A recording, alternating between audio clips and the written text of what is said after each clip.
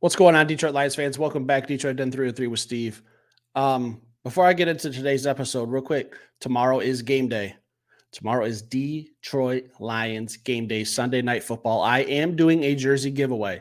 If you guys are familiar with my my rules on how to get into the jersey giveaway, it would just benefit you to hit the subscribe button now. It's going to be required for the giveaway. Also, check it out on Twitter. That's going to be another thing you're going to have to do. So just giving you guys a little hint. If you don't want in, don't subscribe. It's fine with me, but someone will be getting a free jersey. What I am talking about today is Brad Holmes, I think, is leaving his little trail. And I know it is far, far, far too early to even be thinking about the NFL draft, especially with the Detroit Lions kicking the ball off in about 24 hours from when I'm recording this episode. But it's far too early. But if Brad Holmes is at the University of Michigan scouting the Texas and Michigan game today, if he can get some early work in on some scouting, so can we here at Detroit Den 313, okay? As much as I'm looking forward to the Lions season, this is kind of an episode for the future. So with that being said, I saw some reports, and I saw it for myself on the TV. They showed them real quick. If you guys were watching the Fox Game Day episode this morning, they showed Brad Holmes super, super fast. He was there, confirmed, saw it with my own two eyes. He was there scouting. And this is interesting to me. Not like overly interesting because I know it's his job. I know that it was Texas. It was a top 10 matchup, 10 versus 3. And look, I'm a Michigan fan. We got absolutely dog walked in that game, okay? I saw it coming. I wasn't surprised. I had some buddies who were some gamblers who were texting me for some advice. I said, bet your mortgage on Texas. Just bet your mortgage on Texas. So this is not a Michigan Wolverines episode. This is going to be how this can benefit the Detroit Lions in the future. So I'm not here to make excuses for Michigan. We got dog walked, bitch slapped, or whatever you want to call it, man. We got absolutely outplayed by Texas, plain and simple, end of story. They were the better team. They dominated. They did what Michigan football has done to people the last 3 years. Brad Holmes scouting. So I got to thinking, I know Brad Holmes, we have plenty of scouts in the area. We bring in all the national scouts. They might have been at this game too. Brad Holmes was there because he wanted to get a look at someone or a couple someones. He's done this in the past. A couple years ago, he was at Texas and Alabama, and he was scouting out Bijan Robinson, probably where he caught a hold of Jahmyr Gibbs and kept him in his back pocket for later on down the road. But Brad Holmes goes to these games, and he's leaving us little hints. If you guys are familiar with this show and you've been watching long enough, I even said this during this past offseason. When Michigan was having their pro day, it was the same day that Alabama Crimson Tide were having their pro day. And Brad Holmes chose to go to Alabama instead of Michigan down the road, where 18 guys were going to be possibly drafted. He went to Alabama to get his eyes on, now that we know, Terrion Arnold. But before we had that information, before we knew it was Terrion Arnold, me and Will got on the show and I said, Will, we will be drafting someone from the University of Alabama in the first round. At the time, didn't know who. Is it going to be Turner? Is it going to be not CJ Gardner Johnson? I don't know why I'm thinking about him. Is it going to be Terrion Arnold? Is it who's it going to be? I knew it was going to be one of them. So I think he's leaving his trail again. And I think it was a player from the University of Michigan. And again, I'm not here to knock Texas. I'm just not as familiar with their team and the scouting process where I should be with at the season. I don't think it was Quinn Ewers. Okay, Quinn Ewers is a first round prospect. I don't think the Detroit Lions are in the market for a first round quarterback yet.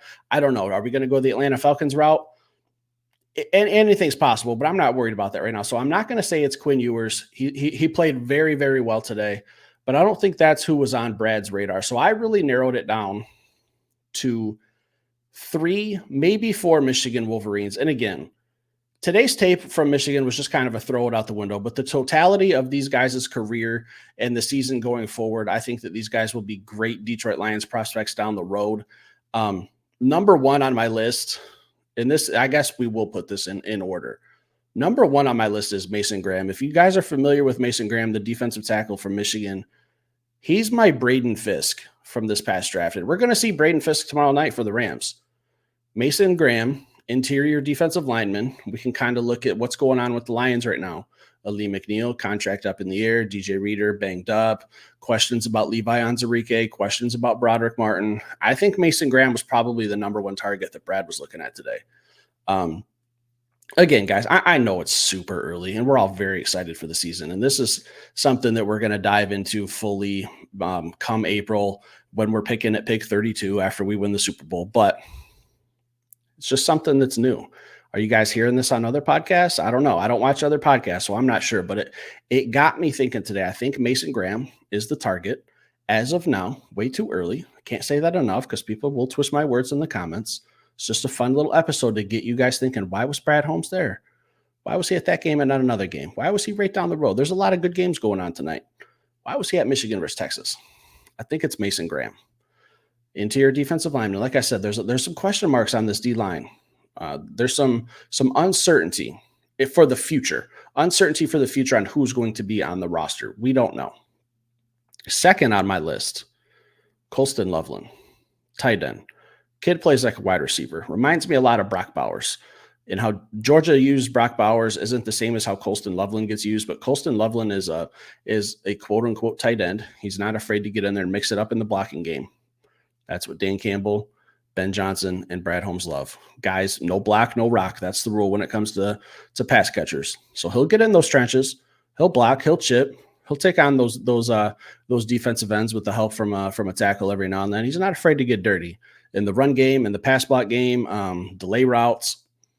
He's also big, physical, can catch. I love his catch radius. He can also line up out wide. Now, he's not as big as Jimmy Graham, but that is kind of my player comp, and I know he's nowhere near the size. Jimmy Graham was a freak, okay? No one's ever going to be the same exact size. But I can see a lot of similarities. When Jimmy Graham was in his prime, used as a wide receiver, and when he was going through his whole renegotiation of his contract and he wanted to be classified as a receiver, that's how I kind of see Colston Loveland. Isaiah Likely from the Baltimore Ravens also, kind of when I was watching the Michigan game today, that's kind of who I was picturing. Like, okay, we're kind of using him a little bit like the Ravens were using Isaiah Likely the other night, listed as a tight end, but he could play some wide receiver. You put him and Sam Laporta on the same team, give Jared Goff or whoever the quarterback is of the future another safety blanket, another guy to work the middle of the field. The New England Patriots were very successful with two tight end sets, Aaron Hernandez, Gronk. You guys know the story behind that, but it can work. And if you have two really good tight ends, it opens up a world of possibilities. So I think Colston Loveland is my second candidate for who was on Brad Holmes's radar today. Third and final player, Will Johnson.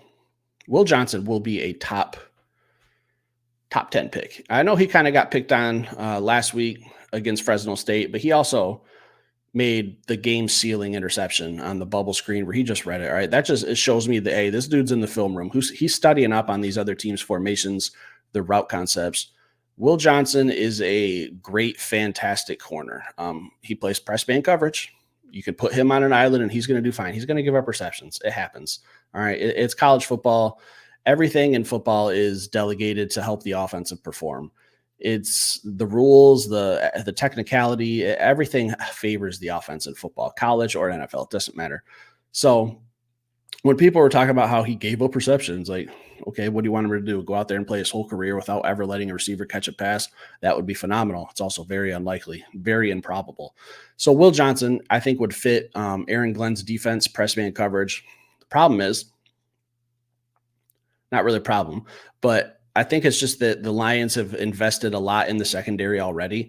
They've already traded for Carlton Davis. We got Brian Branch, Terrion Arnold, Ennis Rakestraw. Like, I think we're set at the secondary unless we just want to keep adding a piece and just kind of keeping that secondary fresh and young. There's a lot of different options. So when I was watching the game today, those were the three guys that I could picture as Detroit Lions, and I'm only talking about them. Like I said, Quinn Ewers played phenomenal today. He did. I can't stop, tooting Texas's horns because they outplayed us, no pun intended. But I don't think we're in the market for a quarterback, and I'm personally just not up to date with a lot of the other players on Texas's roster and how they would fit. I like their offensive line, but I'm not prepared enough yet to do a dive on individual players from Texas's offensive line. And I think their O-line is going to be a top 5 candidate for the Joe Moore Best Offensive Line in College Football Award. So when we get further into the draft, I probably will be mentioning some Texas Longhorns. I'm not leaving them off this list because I'm bitter or anything. Trust me, I can see what you guys are typing up. All right, I'm not bitter. The game's over. Got our asses kicked. Wake up tomorrow. I'm going to go to the Lions game, and it's going to be a different story. But Texas has some guys that I'll probably be talking about when the draft comes around. And again, this is further down the road that we're talking like 7-8 months from now. So like I said, I just saw that Brad Holmes was there. I saw some tweets, saw him pop up on the TV for a split second, and just kind of got me thinking, who's he there looking at? If Brad Holmes is doing his job in scouting, that's what Steve Perkins has to do too, guys. I have to kind of keep track with what he does. He's out there working for the Detroit Lions, so am I. Again, hit that like button, leave some comments. Sam Laporta jersey giveaway tomorrow. Hit that subscribe button, get ahead of the curve. I'll be back later with another show, guys. Enjoy your night.